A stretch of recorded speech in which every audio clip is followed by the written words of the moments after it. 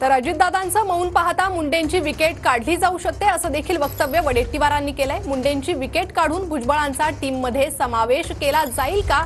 अजित पवार धनंजय मुंडेंच्या प्रकरणावर अजिबात बोलत नाहीत। काँग्रेस नेते विजय वडेट्टीवार यांनी हे वक्तव्य केलंय।